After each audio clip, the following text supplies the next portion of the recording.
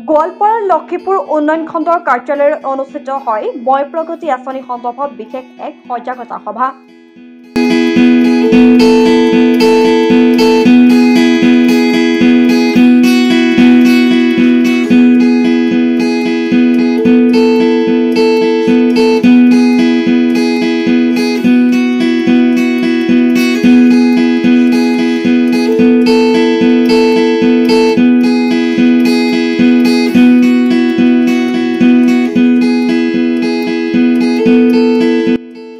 গোৱালপাৰাৰ লক্ষীপুৰ উন্নয়ন খণ্ড কাৰ্যালয় সভাকক্ষত অনুষ্ঠিত হয় এই সজাগতা সভাখন। সাময়িকভাৱে ব্যস্ততা ৰখাৰ প্ৰচেষ্টাৰে অনুষ্ঠিত সজাগতা সভাত মই প্ৰগতি আঁচনি সন্দৰ্ভত বিশেষভাৱে আলোচনা কৰা হয়।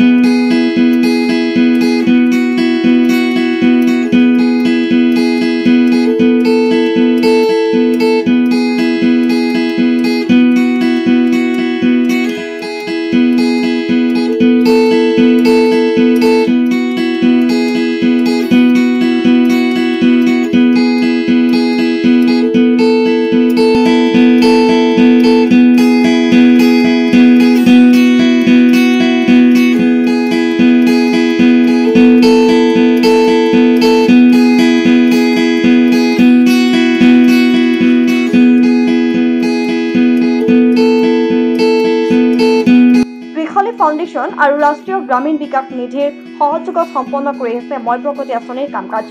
উল্লেখ্য যে বিভিন্ন চৰকাৰী আঁচনি বেংক সম্পৰ্কীয় বিভাগীয় কামত গাঁৱৰ দুখীয়া ৰাজ্যক সহায় কৰাৰ মূল উদ্দেশ্য ৰাষ্ট্ৰীয় গ্ৰামীণ বিকাশ নিধি আৰু ত্ৰিশালী ফাউণ্ডেশ্যনৰ। জিলাখনৰ ৬টাকৈ উন্নয়ন খণ্ডৰ ৪০০খন গাঁৱত ৩০০গৰাকী সখীয়ে কাম অব্যাহত ৰাখিছে। ইতিমধ্যে ১ লাখ মহিলাক সবলীকৰণ কৰাৰ লক্ষ্যৰে সমগ্ৰ অসমতে ১৪খন জিলাৰ ১৫৩৩খন গাঁৱক সামৰি লোৱা হৈছে। আমাৰ ইয়াতে লক্ষীপুৰ ব্লকৰ 52 গৰাকী সখী আছে আৰু আমাৰ খৰমুজা ব্লকৰ 31 সখী আছে আৰু সেই সখীখিনিক লৈ আমি আজি সভাখন আৰম্ভ কৰা হৈছে। লগতে আমাৰ SHG গোটৰ বেনিফিচিয়াৰীও আছে আৰু আমাৰ ষ্টেক হোল্ডাৰখিনিও আছে। বিভিন্ন ডিপাৰ্টমেণ্টৰ ষ্টেক হোল্ডাৰবোৰ আহিছে, যেনেকৈ হেণ্ডলুম টেক্সটাইলৰ পৰা আহিছে, আমাৰ ফচল বীমাৰ পৰা আহিছে, তাৰপিছত আমাৰ চেণ্টাৰ ফৰ ফাইনেন্সিয়েল লিটাৰেচিৰ পৰা আহিছে, মানি ৱাইজ বুলি কয়। তাৰপিছত আমাৰ CSC চেণ্টাৰৰ, তাৰপিছত আমাৰ কিহৰ পৰাও আহিছে, হেড অফিচৰ পৰা আহিছে। তো সেইখিনি সকলোৱে আমাৰ কি ডিপাৰ্টমেণ্টত কি স্কিম চলি আছে সেই বিষয়ে আমাৰ এৱাৰনেছটো হ'ল আজি।